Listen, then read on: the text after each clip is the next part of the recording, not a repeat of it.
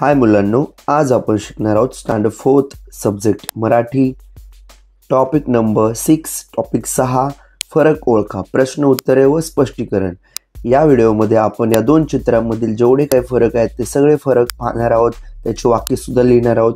त्याचबरोबर अशा प्रकारे आपण वाक्य लिहिणार आहोत सगळ्या फरकांचे। त्याचबरोबर गटात न बसणारी आकृती ओळखायची, ती आकृती वेगळी का आहे ते सुद्धा पाहणार आहोत। त्याचबरोबर अक्षरांचे आकार कसे बदलत गेले, आकारानुसार गटात न बसणाऱ्या अक्षरांखाली सुद्धा आपण या ठिकाणी रेषा अशा प्रकारे मारणार आहोत, ते पण स्पष्टीकरण पाहणार आहोत। चला तर पाहूया अशा प्रकारे लेसन नंबर 6 धडा 6 फरक ओळखा। दोन चित्रातील फरक ओळखा। या दोन चित्रांमधील फरक आपल्याला ओळखायचा आहे। चला तर पाहूया दोन चित्रातील फरक। सगळ्यात अगोदर आहे झाडाची फांदी। बघा या ठिकाणी एक झाडाची फांदी, इथे सुद्धा झाडाची फांदी, इथे झाडाची फांदी, या ठिकाणी झाडाची फांदी नाही। तर पहिला फरक आहे डाव्या बाजूच्या चित्रात वरच्या कोपऱ्यात हिरवी झाडाची फांदी दिसते। हे डाव्या बाजूचे चित्र आहे आणि उजव्या बाजूत हिरवी झाडाची फांदी दिसते, परंतु फरक काय आहे बघा, पण उजव्या चित्रात ती फांदी दिसत नाही। या ठिकाणी ही फांदी आहे, या ठिकाणी फांदी नाही। तर हा आहे पहिला फरक। त्यानंतर पहा दुसरा फरक आपल्याला पाहायचा आहे मोठ्या मुलाचे टी शर्ट व पॅन्ट। हा जो मोठा मुलगा आहे याचे टी शर्ट व पॅन्ट यामधील फरक पाहायचा। या ठिकाणी पहा याच्या पॅन्टला खिसा आहे, या ठिकाणी याच्या पॅन्टला खिसा नाही। त्याचबरोबर या ठिकाणी ह्याच्या टी शर्टला या ठिकाणी निळ्या रंगाच्या पट्ट्या आहेत, या ठिकाणी निळ्या रंगाच्या पट्ट्या नाहीत किंवा पांढरी पट्टी त्या ठिकाणी आहे, म्हणजे टी शर्टचा कलर वेगळा आहे। या ठिकाणी पहा डाव्या चित्रात मोठ्या मुलाच्या शर्टच्या खांद्यावर निळ्या रंगाच्या पट्ट्या आहेत। या ठिकाणी डाव्या चित्रामध्ये मोठ्या मुलाच्या शर्टच्या खांद्यावर निळ्या रंगाच्या पट्ट्या आहेत। आणि पहा इकडे काय आहे, उजव्या चित्रात मोठ्या मुलाच्या शर्टच्या खांद्यावर निळ्या रंगाच्या पट्ट्या नाहीत, या ठिकाणी निळ्या रंगाच्या पट्ट्या नाहीत, म्हणजे या ठिकाणी याचा टी शर्ट वेगळा आहे आणि या ठिकाणी याचा टी शर्ट वेगळा आहे। दुसरा फरक पहा पॅन्टमध्ये।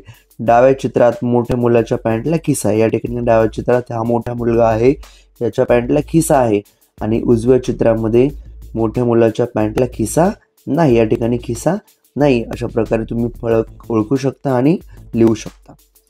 त्यानंतर आहे पुढचा फरक आहे कुत्र्याजवळचा चेंडू व गळ्यातील लॉकेट। आता या ठिकाणी पहा पहिल्या चित्रामध्ये कुत्र्याजवळ चेंडू नाही, दुसऱ्या चित्रात कुत्र्याजवळ चेंडू आहे। या ठिकाणी पहिल्या चित्रामध्ये कुत्र्याच्या गळ्यामध्ये लॉकेट नाही, या ठिकाणी एकदम छोटंसं लॉकेट आहे, एखादी काळा धागा पट्टा आणि छोटं लॉकेट आहे। अशा प्रकारे तुम्ही फरक ओळखू शकता आणि अशा प्रकारे लिहू शकता। डाव्या चित्रात कुत्र्याजवळ चेंडू नाही आणि उजव्या चित्रात कुत्र्याजवळ रंगीत चेंडू ठेवलेला आहे, असा फरक तुम्ही लिहू शकता।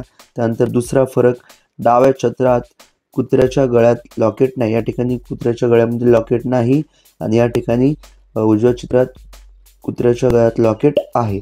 तुम्ही याला जर झूम केलं तर या ठिकाणी तुम्ही कुत्र्याच्या गळ्यामध्ये लॉकेट, या ठिकाणी हे लॉकेट पाहू शकता। त्यानंतर आहे पुढचा फरक पहा छोट्या मुलाच्या पायातील बुटाची लेस। या ठिकाणी पहा छोटा मुलगा, या ठिकाणी पहा या ठिकाणी तुम्ही झूम करून पाहू शकता मुलाच्या पायामध्ये लेस आहे, बघा शूजला लेस आहे आणि या ठिकाणी मुलाच्या शूजला लेस नाही आहे। तर हा फरक तुम्ही लिहू शकता। तर पहा डाव्या चित्रात छोट्या मुलाच्या पायातील बुटाला लेस आहे, या ठिकाणी लेस आहे, परंतु उजव्या चित्रामध्ये छोट्या मुलाच्या पायातील बुटाला लेस नाही, हा फरक सुद्धा तुम्ही लिहू शकता। त्यानंतर आहे शेवटचा फरक पहा। अशा प्रकारे तुम्ही मुलांनो या दोन्ही चित्रांमधील फरक ओळखू शकता आणि अशा प्रकारे लिहू शकता। त्यानंतर पुढचा प्रश्न आहे आपला गटात न बसणारी आकृती ओळखा व त्यावर राईट अशी खून करा। या ठिकाणी काय, हा त्रिकोण आहे, हा सर्कल वर्तुळ आहे, हा चौकोन आहे आणि हा पंचकोन आहे। तर या ठिकाणी गटात न बसणारी आकृती कोणते, तर पहा या ठिकाणी गटात न बसणारी आकृती आहे वर्तुळ म्हणजे सर्कल, कारण या ठिकाणी त्रिकोणाला 3 कोन आहेत, 3 बाजू आहेत, चौकोनाला 4 कोन 4 बाजू आहेत, या पंचकोनाला 5 कोन 5 बाजू आहेत, परंतु वर्तुळाला एकही बाजू नाही आणि एकही कोन नाही। त्यामुळे या ठिकाणी तुम्ही वर्तुळावर अशी राईट अशी खून करू शकता गटात न बसणारी आकृती। त्यानंतर या ठिकाणी पहा या ठिकाणी काय फरक, या ठिकाणी एक रेषा एक रेषा एक रेषा एक रेषा, या ठिकाणी हा त्रिकोण त्रिकोण त्रिकोण त्रिकोण, याचे डोळे असे खाली आहेत, याचे खाली, याचे डोळे वर आहेत, याचे सुद्धा खाली आणि याचे डोळे वर आहेत. त्यामुळे ही काय गटात न बसणारी आकृती, याला तुम्ही अशी राईट खूण करू शकता. त्याचबरोबर हा आहे एक चौकोन आहे, दोन चौकोन, एकात एक चौकोन, इथे सुद्धा दोन त्रिकोण आहेत, इथे दोन वर्तुळ सर्कल आहेत. या ठिकाणी एक सर्कल आत छोटा सर्कल आहे, वर्तुळ आहे आणि इथे हा त्रिकोण आहे. त्यामुळे गटात न बसणारी आकृती ही वेगळी आहे. अशा प्रकारे तुम्ही गटात न बसणाऱ्या आकृत्यावरती खूण करू शकता. त्यानंतर पुढचा प्रश्न आहे, पहा आकारात कसा फरक पडत गेला ते सांगा. या ठिकाणी पहा 0 आहे पहा. त्यानंतर या ठिकाणी ह्या गोलला थोडीशी रेषा मारली. त्यानंतर पहा या ठिकाणी काय केलंय, या ठिकाणी या गोलला अशी एक उभी रेषा मारली आणि त्यानंतर पूर्ण हा गोल, एक रेषा, एक उभी रेषा, एक आडवी रेषा आपला झाला न तयार झालेला आहे. म्हणजे असा आकारात फरक पडत गेला.